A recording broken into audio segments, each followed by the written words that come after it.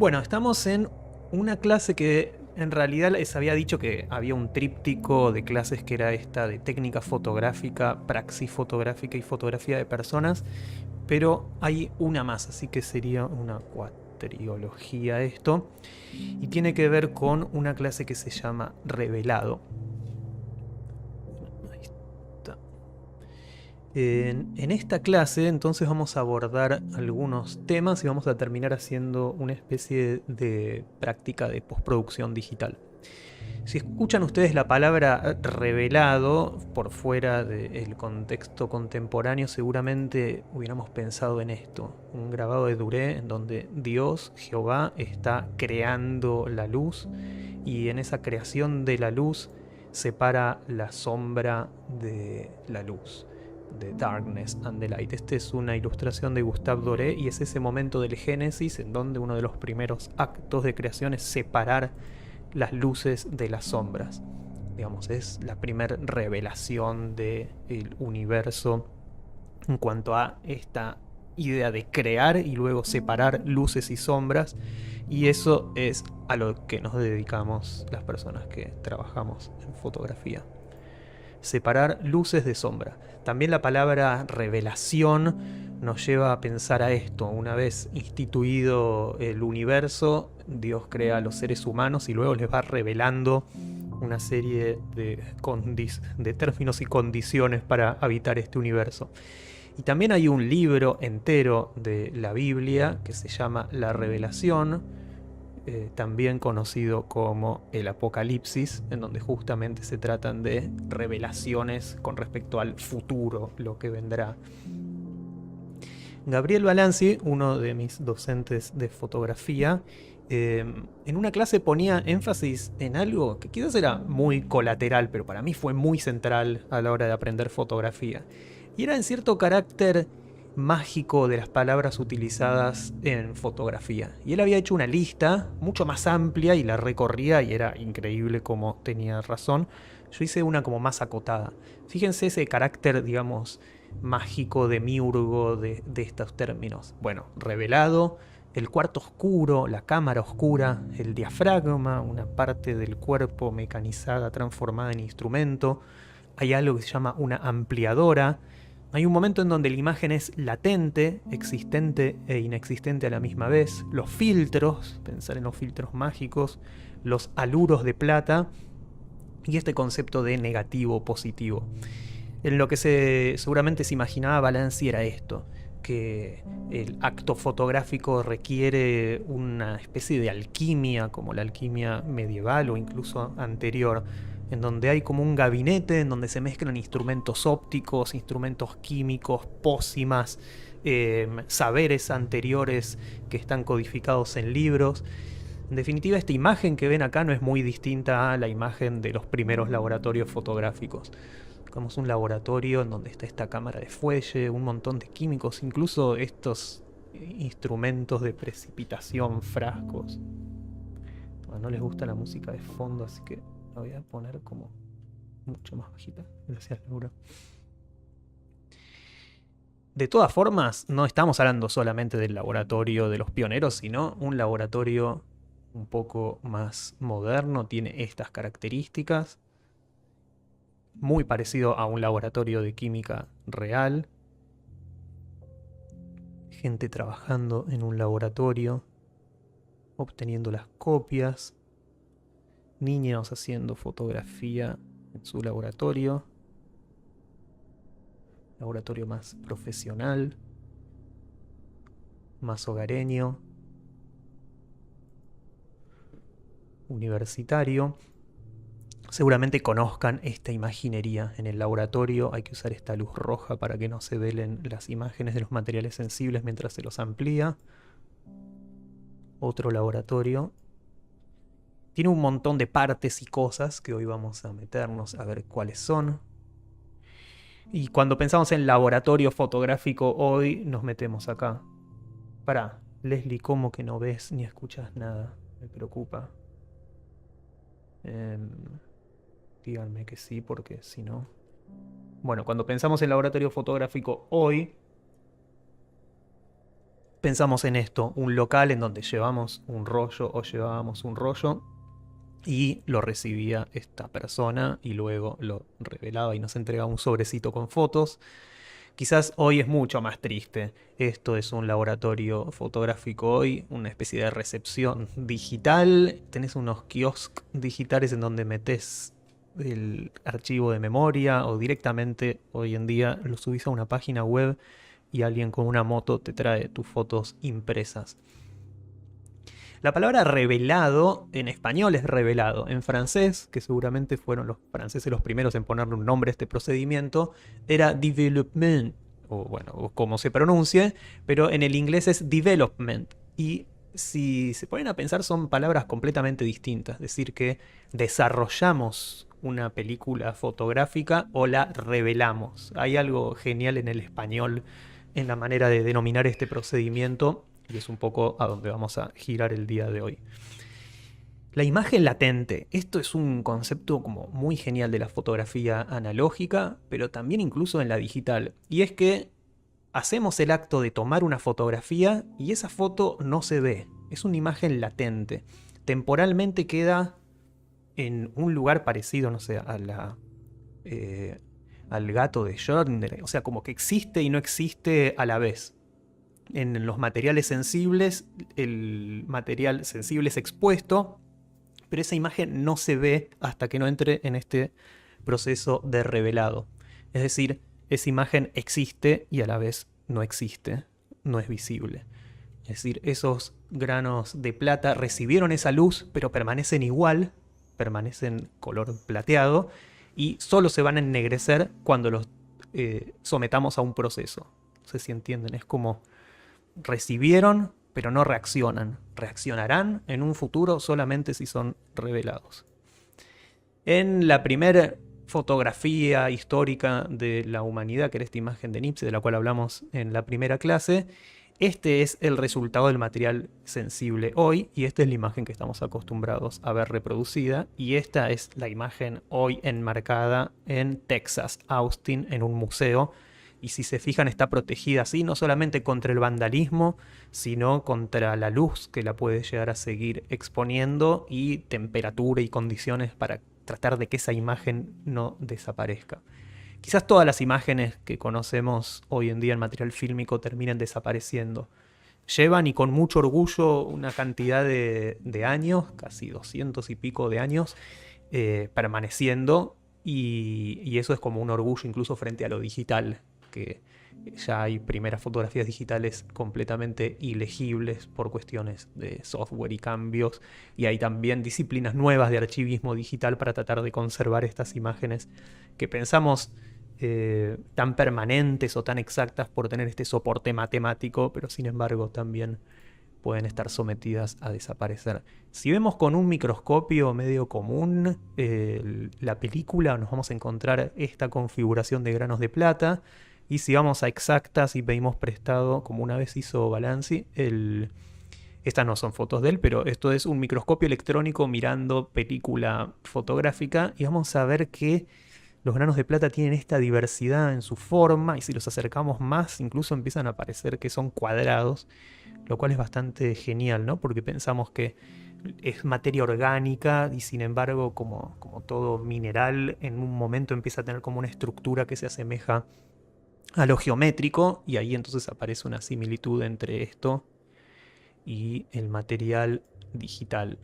Esto es un CCD, no se necesita tanta ampliación, y esto que ven son las lentes que se encargan de, según su filtrado, recibir el color, uno de estos espectros de luz, rojo, verde y azul, reaccionar y traducir esta energía que reciben en información unos y ceros digital para reproducir una imagen. Entonces acá tenemos película fílmica, granos de plata desde muy cerca, y acá tenemos CCDs, sensores digitales. Cuando pensamos entonces en un material sensible químico, pensamos en una película, y esta es una caja de película film profesional. Viene con un montón de instrucciones y cajas adentro de sobres porque es sensible a la luz, por lo tanto Para poder hacer fotografías con esta película es necesario cargar unos chasis de madera en un cuarto completamente oscuro. Tienen guantecitos para no dejar las huellas digitales impregnadas en el material sensible. Se pone este cassette adentro de la parte de atrás, en el respaldo de la cámara fotográfica. Luego se retira esto y queda entonces el material sensible listo para ser expuesto. Es decir, esto es una caja negra, una cámara oscura, y adelante hay un obturador que está cerrado. En el momento en que dispare va a quedar expuesto. Una vez producido esto, tiene que venir él y otra vez ponerle esta tapa, y luego retira el respaldo y esta imagen está lista para el proceso de revelado y obtener algo como esto. Un negativo de este tamaño nos va a producir entonces una calidad fotográfica que, si la copiamos al mismo tamaño, o sea, apoyada en un papel, en un material sensible, vamos a obtener un positivo de muchísima calidad, y también podemos ampliar desde ahí. Por eso entonces todo este fetiche por la cámara de gran formato es por eso. Un negativo de más tamaño nos permite copiar imágenes a más definición o ampliarlas más grandes.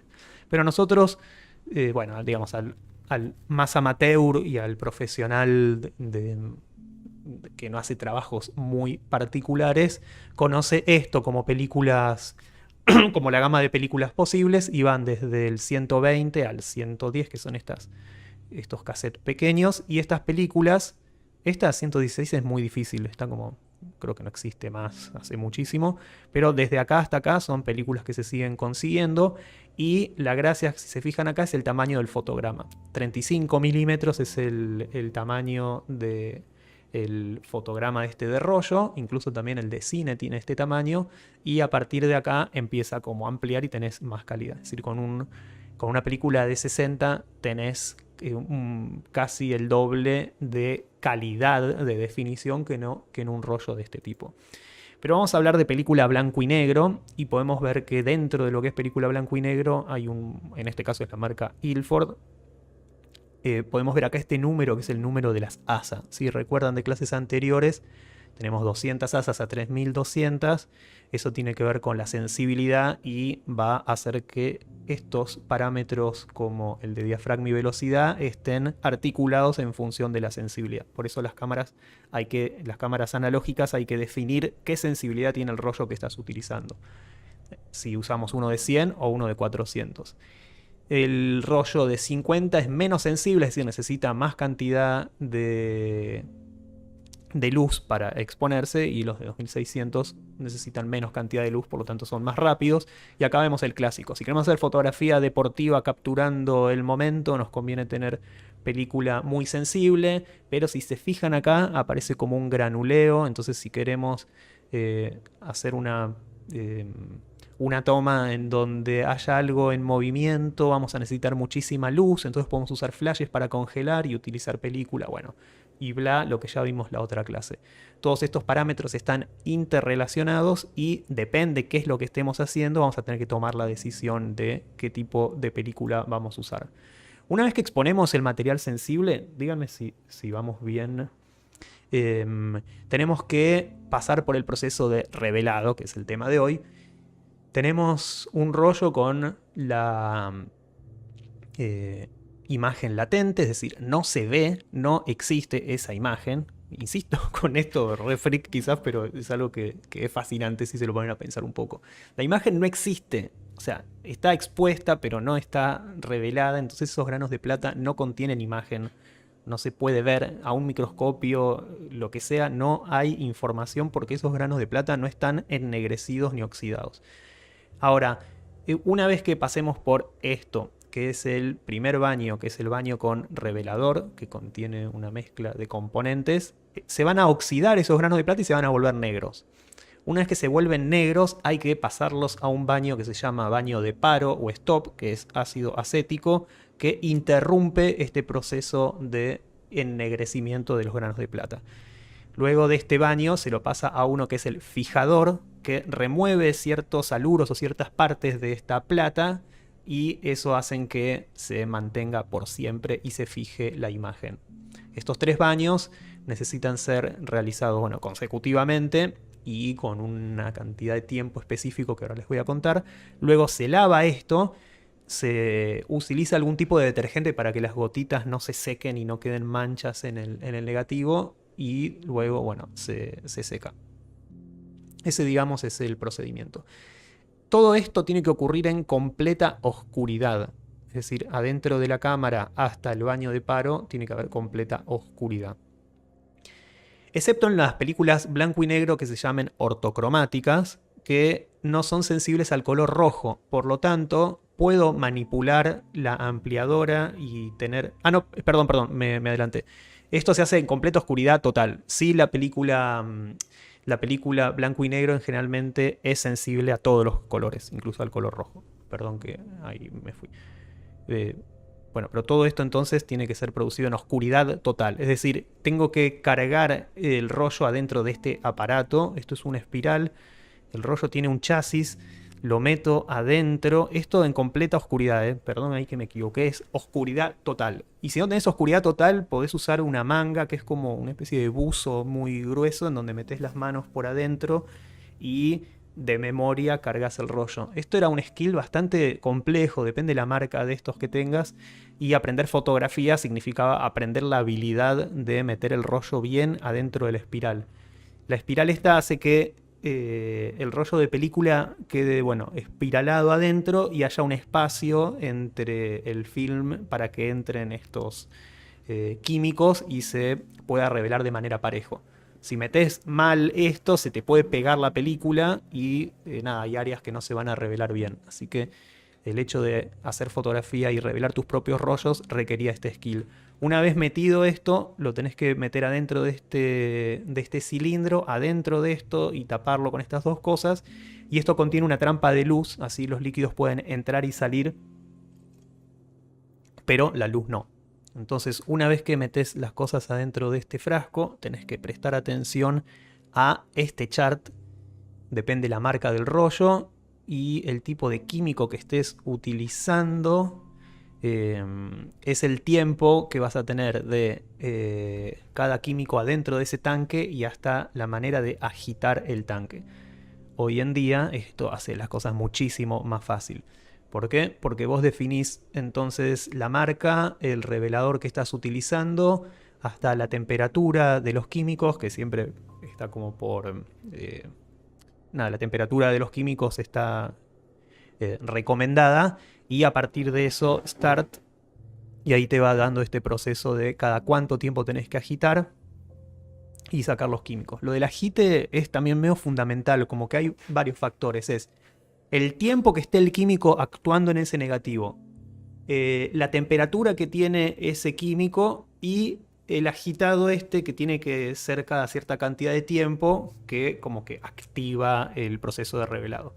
Pero esos tres parámetros, así como el diafragma y la velocidad, están interrelacionados. O sea que si estás revelando en Canadá y hace muchísimo frío, quizás puedas poner más tiempo el revelador y agitar más fuerte, entonces compensás que no tenés la temperatura ideal. O si estás en el desierto del Sahara y está muy difícil enfriar los químicos antes de meterlos adentro, podés hacer que este procedimiento sea más rápido. Obviamente lo recomendable es trabajar sobre este estándar. ¿Qué pasa si te equivocás? Si agitás tipo coctelera demasiado este tanque, lo que vas a hacer es que estés haciendo que se ennegrezcan más rápido estos granos de plata, por lo tanto podés sobreexponer este rollo, es decir, hacer que reaccione distinto. Y si los químicos están muy fríos y no los agitas nada y los dejaste poco tiempo, ese revelado no se va a llevar a cabo. Por lo tanto, seguir los procedimientos estándares es lo más recomendable para no arruinar un rollo. Una vez que sacás, lavás, obtenés esto que están viendo acá, y es esta película negativa con esos fotogramas, y podés positivarla con un procedimiento que vamos a ver ahora y obtener esto. Ahora, estábamos hablando de estos métodos estandarizados. Se puede revelar con café y vitamina C. Aquí está la receta que luego les voy a pasar. Descubrieron usuarios de internet, investigadores, no sé cómo, que hay alternativas a los químicos estandarizados industriales e incluso son más ecológicos. Acá hay un proceso que después les voy a compartir. C41 es el proceso de revelado blanco y negro y se puede hacer con café. Las instrucciones están acá.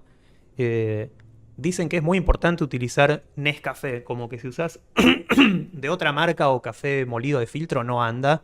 Y también tenés que usar vitamina C en polvo. O sea que estas dos cosas pueden funcionar como un revelador. Si quieren ver resultados, encontré el blog de un fotógrafo que lo hizo. Estas fotos son las que obtuvo revelando con Nescafé y vitamina C el rollo. Salió como bastante bien, pero podemos ver que pasó esto. No sé si es por el revelado o por el secado, aparecen estas manchas, pero bueno, está bastante bien.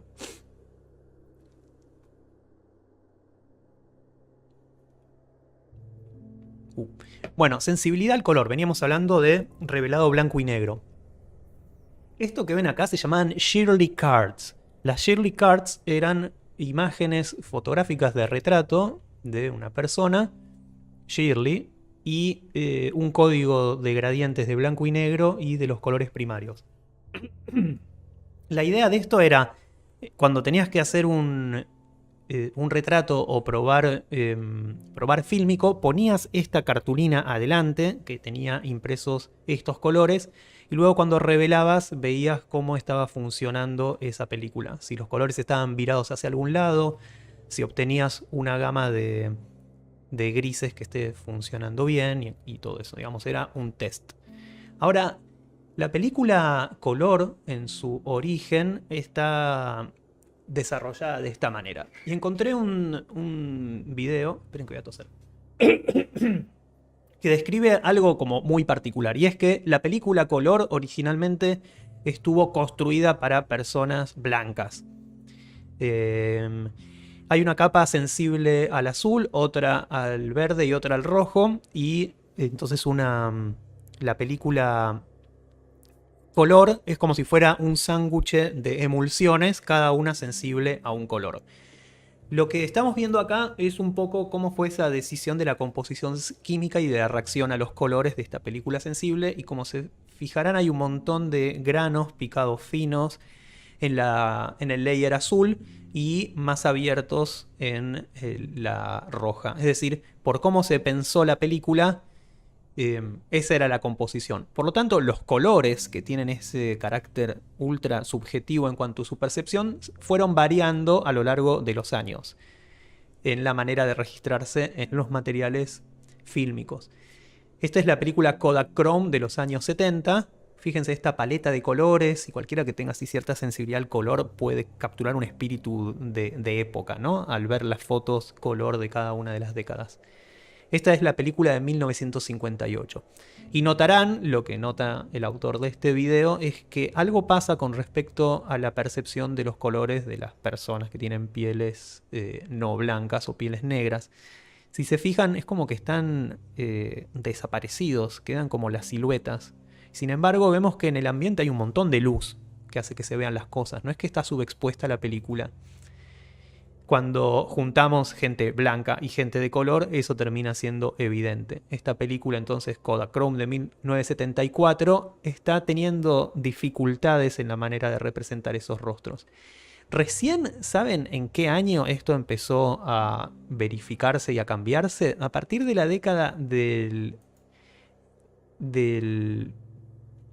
80 empezaron a entender que algo pasaba en la película que no permitía fotografiar bien muebles de madera y darse cuenta que era caoba, que era pino y que era,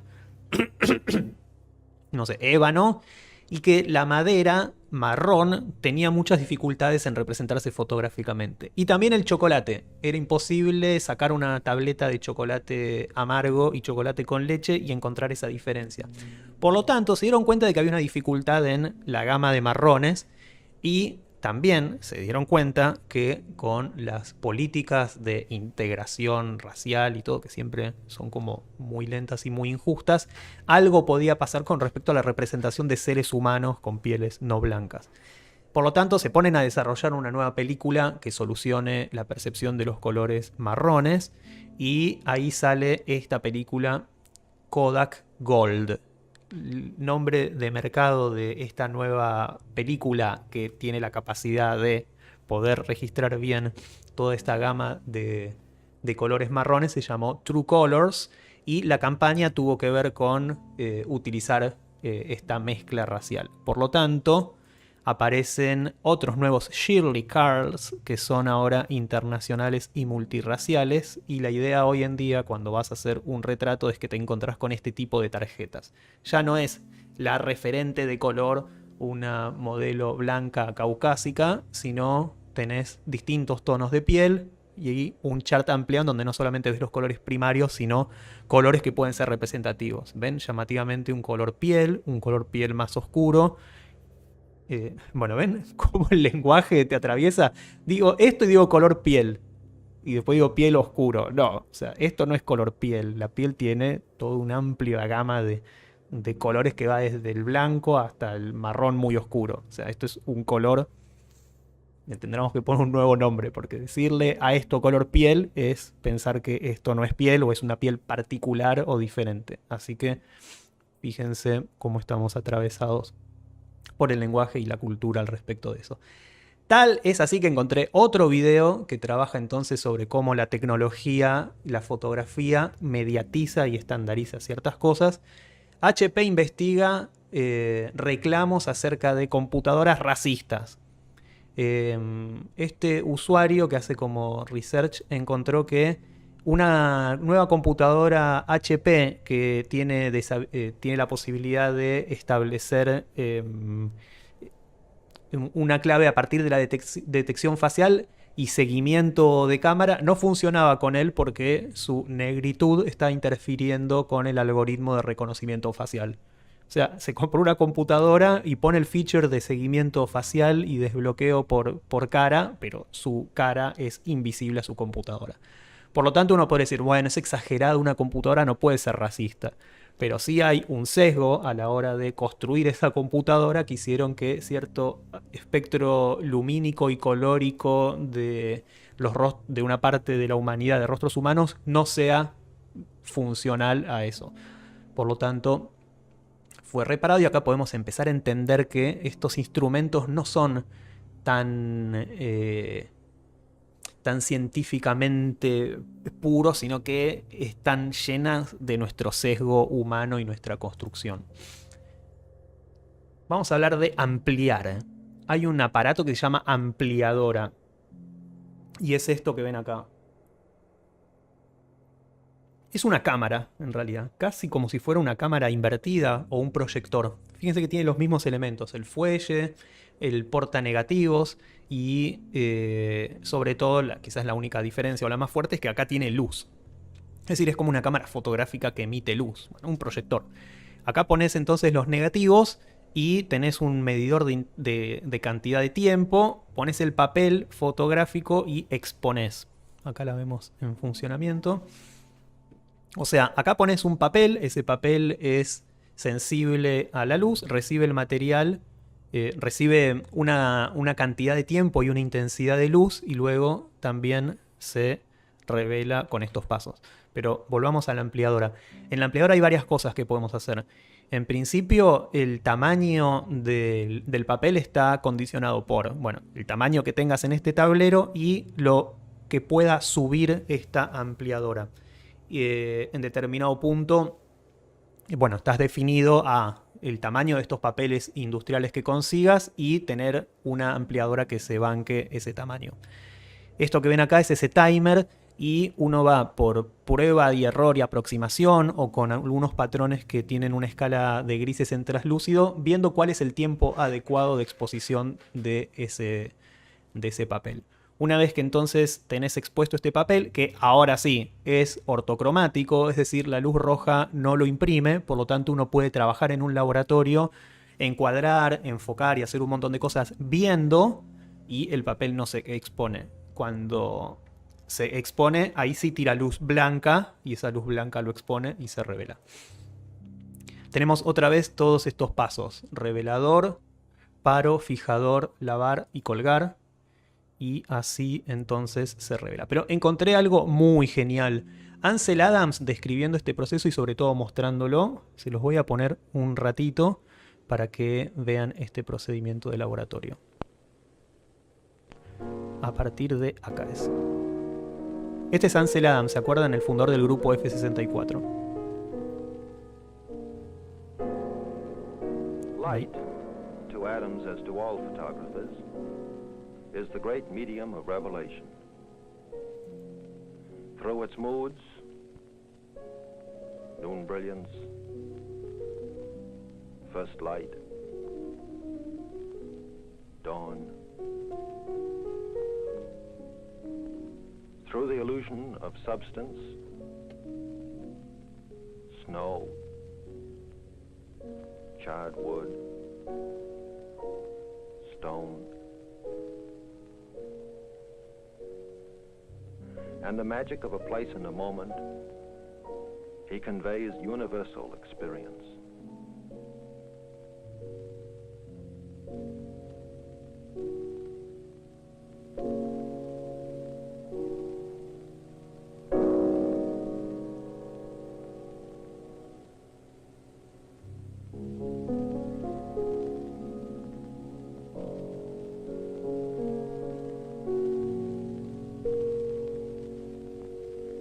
Miren lo que dice ahora, ¿eh?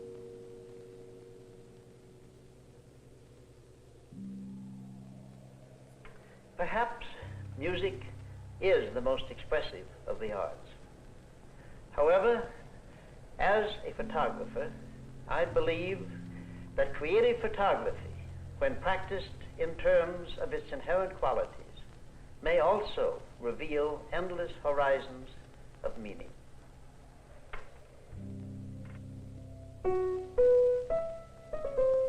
Bueno, después lo muestran trabajando, lo cual es genial, y quizás esto habría que haberlo mostrado en la clase sobre praxis fotográfica. Nos muestra entonces toda esta disciplina y todo este craft ultra complejo. Acá se toma el famoso autito que le sirve para viajar, que les contaba. Acá lo vemos trabajando. Compara entonces este acto fotográfico como componer una sinfonía. Acá se produce esto que les contaba el otro día sobre la posibilidad de ver en esa imagen cómo está encuadrando.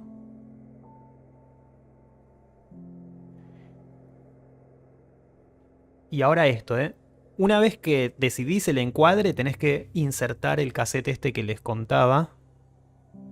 Bueno, ahí lo vemos haciendo esto. Ahí va. Un momento de la exposición.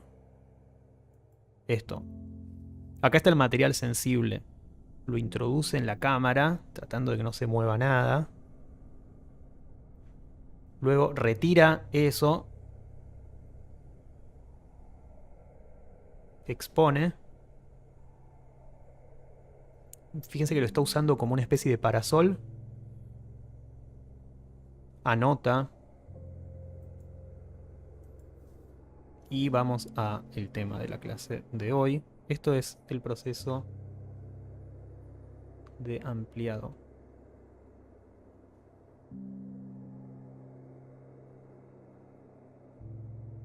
Densities exactly on the right zones. A little camera flare helped the shadow density as expected.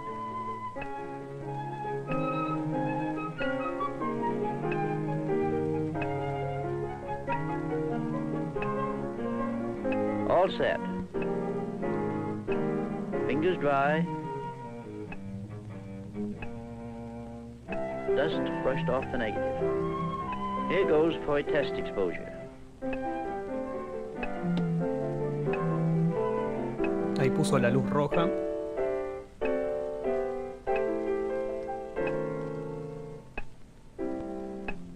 Está exponiendo por contacto. One, two, Mire lo que hace con las manos. 4, 5, 6, 7, 8, 9. Ahora les cuento después qué es eso que hizo con las manos. Y miren esto. Yo creo que ninguna persona con corazón puede no emocionarse cuando ve saliendo de la nada y esta idea de la The magia image de la is coming up fotografía. quite well balanced. Es algo que hay que ver una vez en la vida y es tipo cómo una imagen aparece en un laboratorio. Es así, ¿eh? Esto es un plano real.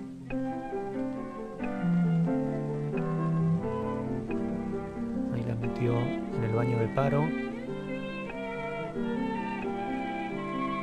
Here's the final print. The shadows come through as expected and the high values are okay. Bueno, como sabrán, Ansel Adams es el inventor de este sistema zonal y esos pases mágicos que hace cuando está exponiendo el material papel tienen que ver con poder graduar la intensidad de luz. En un momento se fijaban que hacía así con un papel para hacer que todas estas zonas reciban menos cantidad de tiempo la luz, y su movimiento era para que la luz no pegue tanto en las piedras y poder obtener esa luz y sombra.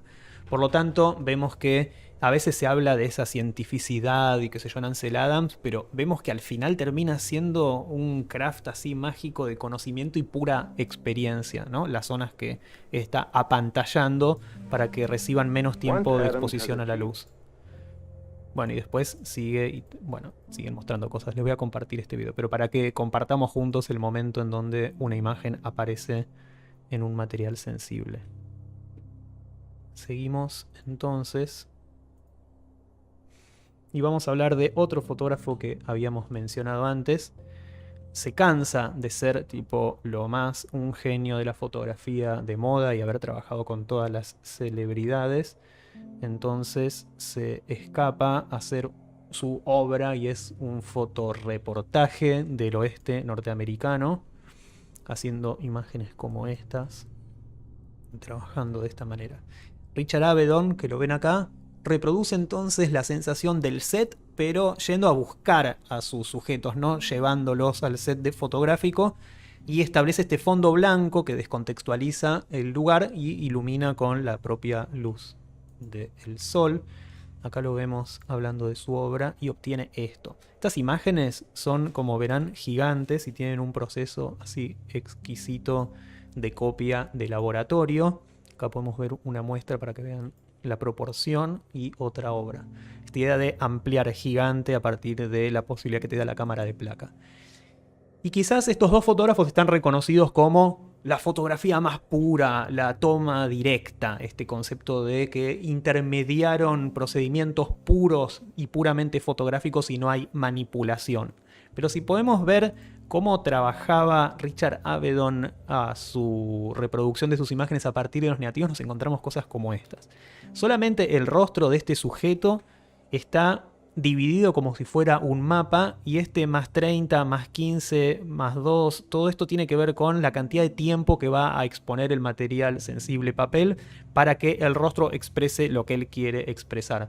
Otra vez recuerdan esta situación de que esta parte del entrecejo proyecta sombra sobre los ojos, entonces hay que darle menos 4 o más 30 para terminar de modelar ese rostro y que se vea de esta manera. Es decir, la fotografía y todos sus procedimientos son de manipulación. No existe la idea de la toma directa. No hay un estado más puro que otro en cuanto a la percepción y la capturación de fotos. En todo caso, lo que existe es haber seguido procedimientos estandarizados al pie de la letra. Pero incluso esos procesos estandarizados ofrecen maneras de abordarlos, y en esa decisión autoral media entonces la mano humana y la intención del fotógrafo, o la intención de la industria creando los instrumentos fotográficos y la foto terminada. Es decir, yo aboliría el uso de es una toma directa, porque de directo no hay nada, es todo mediación, y por eso la fotografía es un medio. A lo que estoy yendo es al trucaje. También otra palabra ahí que viene de la magia, ¿no? El truco, a diferencia de la magia, es un procedimiento estudiado y tiene que ver con el engaño. En las primeras fotografías había que trucar algo que era el tiempo de exposición demasiado largo. Por lo tanto, si queríamos fotografar a un niño que se movía mucho, había que fijarlo, y acá vemos una madre escondida sosteniendo al nene para que no se mueva. Y aparecen estas imágenes fantásticas en donde nada, el concepto era fotografiar una persona, como ustedes en el TP3. Esa persona era el niño, entonces la madre se auto desaparecía a sí misma. Bueno, hay casi todo un género de, si ponen fotos antiguas, madre escondida, les van a aparecer un montón. E incluso fíjense que falló, movió un poco la cabeza así, entonces esta imagen tiene ese movimiento. Otro trucaje, y ahora sí, ya en el sentido más de estafa o prestigización. Justo con la fotografía están a full con el espiritismo y haciendo sesiones tipo juego de la copa y reuniones a partir del pensamiento de la posibilidad de convocar a los muertos al plano real. Y esto lo hace gente muy seria y estudiando mucho al respecto. Y creían que realmente la fotografía y otros elementos tecnológicos, tipo el electromagnetismo y la electricidad, podían servir para comunicarnos con entidades que están en el éter, están en un más allá. Entonces aparecen algunas personas medio estafadoras o no, que logran capturar fotográficamente espíritus. Y otras cosas, por ejemplo, emanaciones ectoplasmáticas, cosas que no se veían en la realidad, pero la fotografía podía capturar. Entonces aparecen una gran cantidad de fotografías que contienen lo sobrenatural porque el material sensible sí era capaz de capturarlo. También aparece el trucaje en el sentido del humor y generar este tipo de cosas, en donde evidentemente hay juego y manipulación. O sea que con el nacimiento de la fotografía nace el trucaje y la manipulación de la imagen, y nacen también este tipo de expresiones. Y trucajes que hasta el día de hoy parecen como muy complejos, y esto puede llegar a haber sido una doble exposición. Entonces tenemos el fotograma que contiene el espacio sin las personas y otro fotograma con las personas, y luego recortamos y hacemos que se recupere el follaje exactamente donde tiene que estar, y en la mano, en el brazo vacío de esta pose, recortamos y ponemos cada una de estas cabecitas. Y podemos pensar también que el trucaje de imágenes o la manipulación de imágenes tiene también esta capacidad de ser un arma. Por ejemplo, Stalin, cuando se empieza a pudrir y empieza a hacer una purga para eliminar a los que fueron antes sus aliados, obtiene este tipo de imágenes muy famosas. Es decir, que en los archivos dejaba de aparecer Alexander Malchenko y se lo editaba por fuera y quedaba, ¿no? Como medio gracioso porque finalmente el Partido Comunista iba llevando tantas purgas que iban quedaba solamente él, ¿no? Acá también lo vemos a Nikolai Chekhov, que está en esta foto, que era un momento histórico de esta visita de Stalin a no sé dónde. Entonces la foto hay que conservarla, simplemente hay que borrar esta persona que ya no forma más parte del partido. Incluso, bueno, esto ocurre en todos lados. Acá lo sacaron a Goebbels, no sé por qué, creo que en un momento se pudrió todo, pero bueno, ven, en esta reunión desaparece.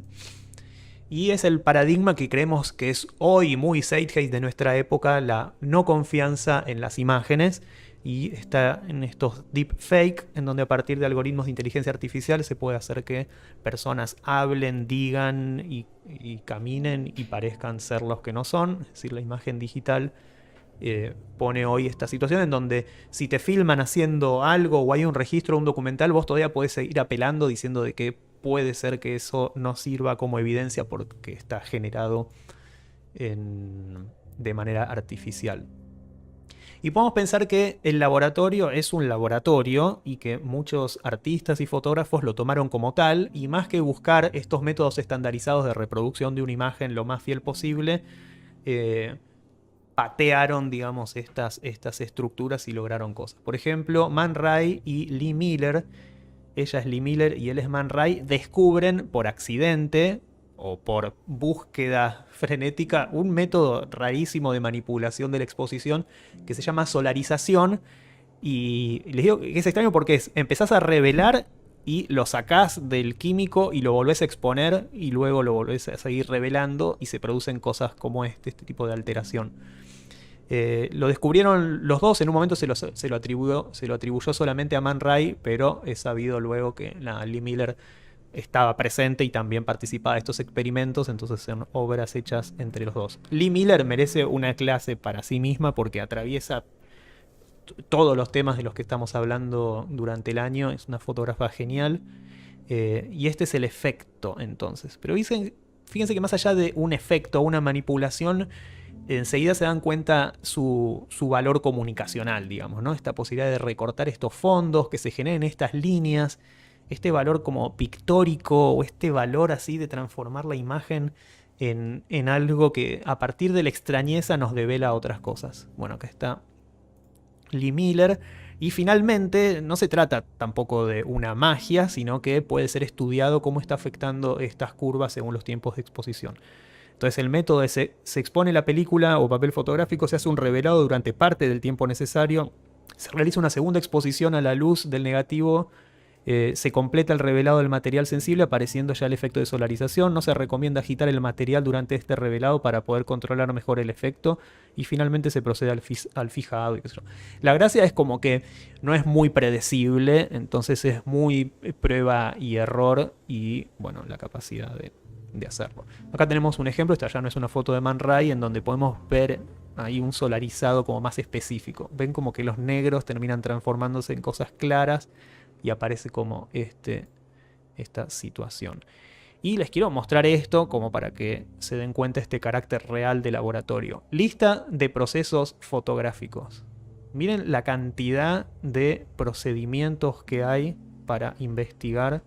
Y algunos incluso están en rojo, quiere decir que todavía no hay nada escrito. Si se fijan, bueno, la heliografía la vimos. Miren esto, carbon print. Vamos a abrir así algunos. Bueno, internegativo. Cristotype. Bueno, montones de procedimientos y cosas para investigar que les vamos a... Uranium print. Bueno, toda la... este es al paladio, esto es increíble. A ver si hay alguna imagen. Quizás la conocen, es como una técnica de material y químico y aparece como un leve tono medio azulado y amarillento. Y bueno, tiene una calidad increíble. Así que bueno, podemos entender que en estos procesos de laboratorio aparece toda esta amplia gama por fuera de lo que fue lo que finalmente se estandarizó como manera. Tal punto entonces de entender estos procedimientos de laboratorio y expresión, aparece Warhol y se da cuenta de que hay algo ya en la fotografía existente como material. O sea, como que no es necesario como para sus procedimientos de señalar ciertos aspectos de la sociedad, ir y sacar las fotos él, sino apropiarse de las imágenes existentes. Y para hacer esta apropiación utiliza la ampliación de fotos que originalmente eran muy pequeñas y también la reproducción con serigrafía.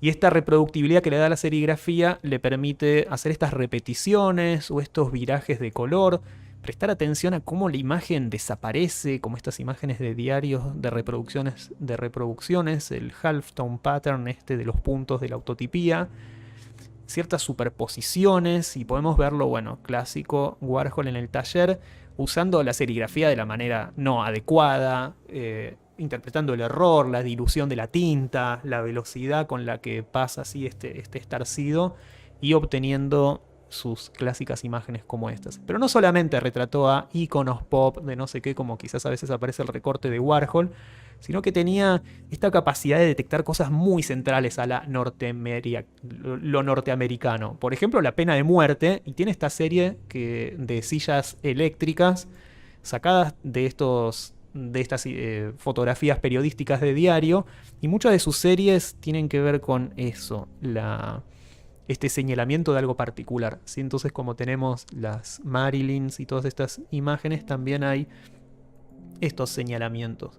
Encima los títulos estas se llaman Little Electric Chair porque son pequeñas y esta es grande porque era una copia grande. Entonces eso era una técnica que utilizaba mucho, ¿no? Poner unos títulos muy descriptivos.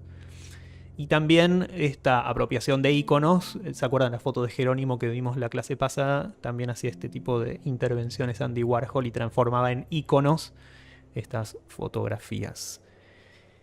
Y vamos entonces a cerrar el trayecto de hoy hablando sobre revelado digital.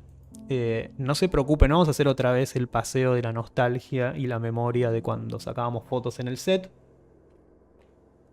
Vamos a hablar de algo muy específico. Y es que una vez realizada esta actividad en donde los estudiantes fotografiaban, hacían varias pruebas de lo mismo, a veces había varias cámaras fotografiando la misma situación, habíamos trabajado el tema de la luz,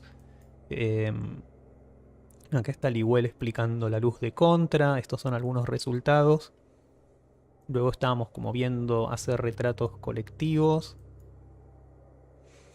Este año, no sé, Mariana empezó a sugerir que se abracen y se toquen para poder generar como más complejidad a la hora de tener estas poses integradas. Y se terminaron copando bastante y aparecían como estas imágenes. Y empieza a suceder lo siguiente, y es que les pedíamos a los estudiantes que utilicen en lo posible el formato RAW, o sea, el formato nativo sin comprimir en JPG, para después hacer lo que vamos a mostrarles ahora. Y de esa manera poder ver si a estas tomas existentes podían aparecerle recursos expresivos a la hora del revelado. O incluso hasta de corrección. Si vemos esta imagen, es un muy buen retrato de él, pero su oreja está estallada en luz. Es decir, por la proximidad de la luz y por cómo fue modelada, la oreja está sobreexpuesta. No sé si lo ven, ¿no? Y lo mismo ocurre con ella. El buzo este es de un blanco que está sobreexpuesto y su perfil, toda esta mejilla también. Y uno puede decir, bueno, listo, hay que tirar a la basura esta imagen o intentar en estos procesos de postproducción rescatar información de esta oreja y terminar de componer esta imagen tal cual lo hacía, no sé, Ansel Adams o Richard Avedon. Es decir, la imagen digital también contiene la posibilidad de postproducción o revelado. Incluso esta, ¿no? Decimos, es buena, pero hay algo amarillento en esta luz que no me termina de cerrar. Podría manipularse. O esta también es muy buen retrato, pero ven que la frente está como ligeramente sobreexpuesta, casi blanca ahí. Quizás habría que bajar, modelar un poco. O acá decir, esta sombra acá molesta, quizás podríamos eliminarla. Incluso la pared estaba muy cerca y se ven estas líneas, podríamos volverla más homogénea. Y eso es lo que hacíamos en una segunda parte que se llamaba acerca del revelado digital, en donde estaba yo, todavía no me había armado bien el setup con el OBS, utilizando procedimientos de retoque y revelado digital sobre los resultados de las imágenes del set.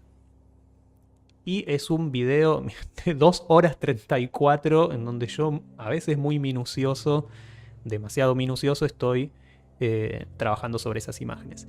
Así que hoy, 2021, vamos a hacer este procedimiento con las imágenes que rescaté de todos estos años. Yo usaba Bridge antes y era, no sé por qué, le tenía como reticencia al Lightroom, pero bueno, veamos cómo trabajar en Lightroom. El Bridge y el Lightroom tenían esta situación de ser útiles a la hora de hacer una bajada de una sesión de fotos en donde hay una gran cantidad de imágenes. Si se fijan, acá hay una cosa que se llama metadata, que guarda esta información digital de las imágenes. Y tenemos imágenes que van desde el año 2000 al 2018, febrero, o sea, tienen un timestamp de cuándo fueron sacadas. También dicen con qué cámara fueron sacadas. iPhone no sé qué, y algunas terminan con unknown cámara, hay 96 que no se saben con qué cámara están sacadas, con los lentes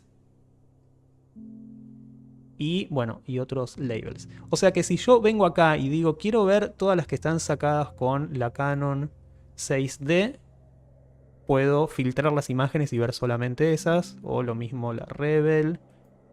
Muchos tenían estas Rebel T3i. O sea que este software me permite poder aproximarme a filtrar la información de estas sesiones de fotos de todos estos años, viéndolas de estas maneras. Ver los iPhones, iPhone 8, bueno, y así. O voy a poner acá, ver todas. Lo mismo, bueno, con todos los otros aspectos. Vamos a cerrar esto y vamos a empezar entonces a ver qué podemos hacer. También les puedo poner estrellitas, cosas para poder darme cuenta qué manipular. Miren esta.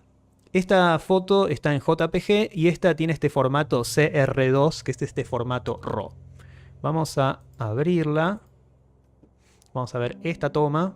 Y vamos acá donde dice Develop, es decir, revelar. Y se abre esta interfase. Bueno, como verán, esta imagen da la sensación de estar como subexpuesta, ¿no? Esto está bien, pero esto está demasiado oscuro. Y es un efecto dramático que nos gusta, ¿no? Pero que está como demasiado fuerte. Entonces, uno de los primeros parámetros que podemos modificar es esto que dice Exposure. Si subo la exposición, empieza a aparecer esta imagen. Si yo hiciera esto en una foto JPG, o sea, no en formato RAW, enseguida empezarían a aparecer artifacts, algunas imágenes de la compresión, y en determinado punto se vería artificial esta manera de subirle la exposición. Lo vamos a subir al máximo y ahí podemos empezar a ver. ¿Ven acá esto? Este es el famoso ruido que levantamos cuando sobreexponemos digitalmente una imagen. ¿Ven? Pero fíjense que en todo este rango es bastante posible. Cuando bajamos la exposición, lo opuesto, pero justamente estamos quitando información y esta imagen es súper verosímil también como una imagen subexpuesta. Es decir, la imagen en su formato RAW contiene una información que es posible de seguir manipulándose. Por eso se llama revelado. ¿Por qué? Porque la imagen en formato RAW no está terminada, está en un estado de latencia y yo revelándola le puedo seguir aplicando valores. Díganme si van bien y si es un embole, cortamos esta parte y les paso el video. Pero me parece que valdría la pena seguir como unos 20 minutos y mostrarle alguna de estas cosas. Bueno, entonces este es el parámetro principal por el cual vale la pena sacar fotos en formato RAW. Es decir, terminar de compensar y de decidir la exposición en una etapa de postproducción. Vamos a intentar hacer la foto más careta, ¿no? Como que no sea tan dramática, sino como que sea un retrato de ella como para poner en, no sé, imprimirlo en un coso de sus cumpleaños de 15. Entonces podemos ponerlo ahí. Otra cosa es, en vez de levantar todo al mismo tiempo, hacer como hizo Ansel Adams, es decir, apantallar algunas cosas y darles más exposición. Ven acá que hay como un pincel, que es como un brush. Cuando lo cliqueo aparece esto. Y vamos a hacer un ejemplo. Quiero levantarle la mejilla. Así que subo la exposición acá. Y pinto. Y ahí estoy levantando la luz.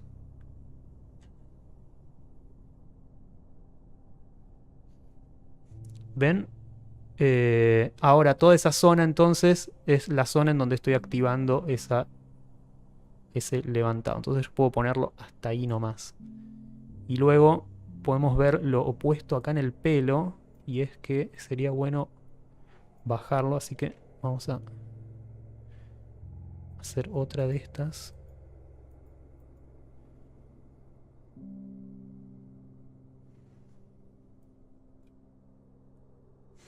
Y el pelo este que está subexpuesto lo voy a terminar bajando un poco. Entonces ahí estamos usando a lo Ansel Adams un sistema zonal en donde a cada parte del cuerpo le estamos asignando una exposición diferente.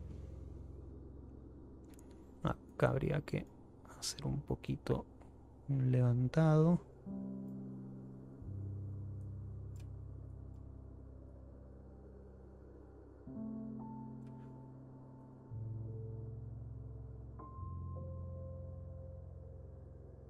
Bueno, vamos a resetear todo porque no me gustó.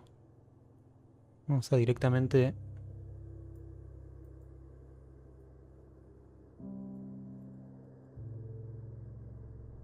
volver. Se va grabando un historial acá de todos los pasos que hicimos, así que podemos también cliquear acá,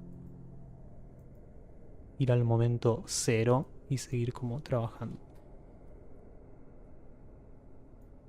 Bueno, quiero mostrarles entonces otra imagen, así no queda siempre la misma.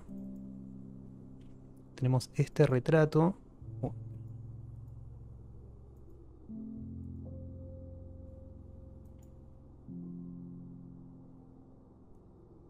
Podemos también tener estas herramientas así como de crop. Y acá, bueno, tenemos un efecto ahí que me gusta, que es esta luz entrando de costado. Tenemos acá la temperatura color. Y fíjense cómo podemos alterarla. De cámara, entonces, sería acá, as shot. Así es como salió la foto original, según la temperatura color que tenía puesta en ese momento. Pero como es en formato RAW, podríamos alterarlo y hacer estos tipos de cosas. Tenemos también para trabajar según las áreas de highlight, sombras, blancos. Bueno, pero vamos a verlo directamente. Siempre es bueno cuando estamos probando parámetros llevarlos al mango, no empezar a moverlos un poquito. Es decir, bueno, a ver cuáles son los highlights. Ahí. Pues cuáles son los shadows. Ven cómo esto me levanta toda esa zona del pelo que quedaba. Los blancos. Podemos ennegrecer un poco para sacar esas zonas en donde la piel le quedó brillosa. Y los blacks, levantamos ahí el pelo.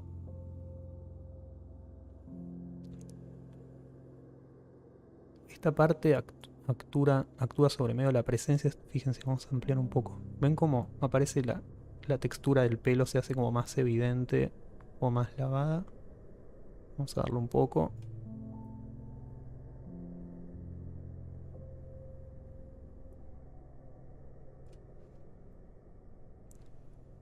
Darle o sacarle un haze.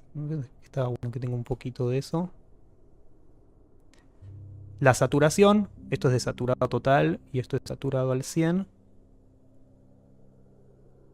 Y el vibrance, que es como lo vibrante. Me parece que está bueno darle un poquito al rojo más ahí. También tenemos las curvas.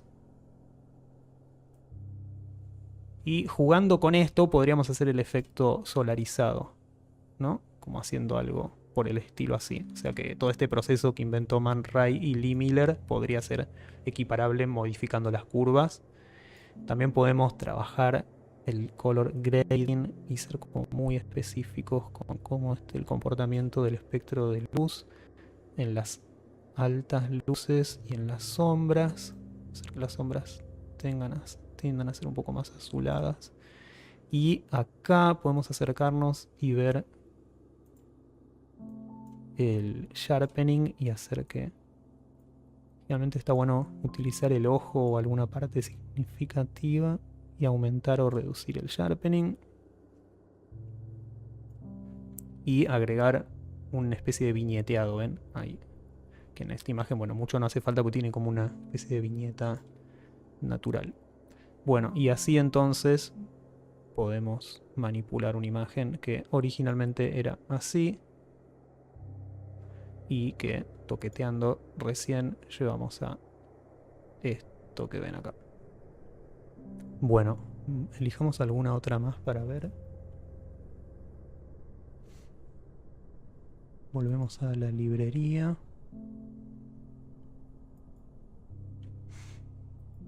Como todo, parece que hay un aspecto de terminar de entender esto, que es a partir de nada, de meterse y hacerlo empíricamente, ver un tutorial de cómo hacer cosas con Lightroom. Tiene mucho sentido. Sí es importante partir de una imagen RAW para poder, digamos, hacer que tengan sentido estos parámetros. Pero bueno, a lo largo entonces de los años aparecieron todas estas imágenes.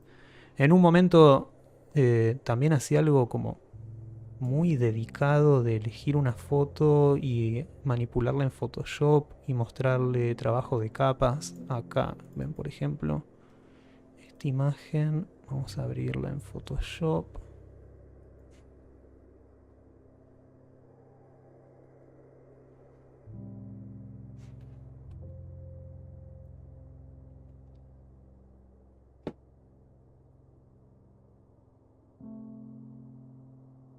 Y lo tenemos a Juan esperando otro procedimiento que les quiero mostrar.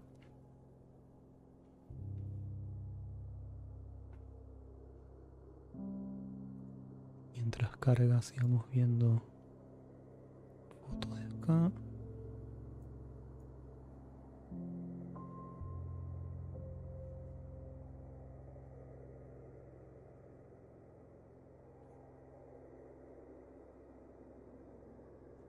Bueno, acá entonces había como trabajado una imagen y lo que les quiero mostrar para que lo vean ahora por si les interesa ver el otro video es todo este trabajo de capas. Esta es la imagen de ella tal cual salió. Le hice un liquify modificando algunas partes así del cuerpo. Después le saqué los piercings, el de la nariz y todo utilizando el clone stamp. Esto, digamos, es si les interesa ver cómo se hace esto, lo hago en tiempo real en la clase esta que les voy a pasar en donde está grabado. También trabajé el color específico de los ojos, como si fuera medio meterle lentes de contacto. Un maquillaje. Bueno, le cambié el color. Le hice como un delineado. El pelo le agregué como una capa para poder controlarle como si fuera el color. Les muestro, por ejemplo, si voy acá.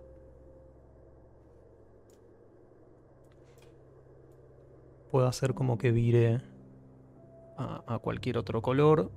ponerlo más o menos exagerado, también regulándole la saturación. Si quiero que quede como medio canosa, podría ser así, desaturarlo. Y después, bueno, trabajé ahí como cambiarle el color al pullover, agregarle ciertos brillos en el rostro y luego ciertas sombras para que quede como un poco más dramático. Entonces, si les interesa ver cómo ese proceso que ya es como trabajar en capas con Photoshop, cuando vean ese video lo van a tener. Gracias, chao.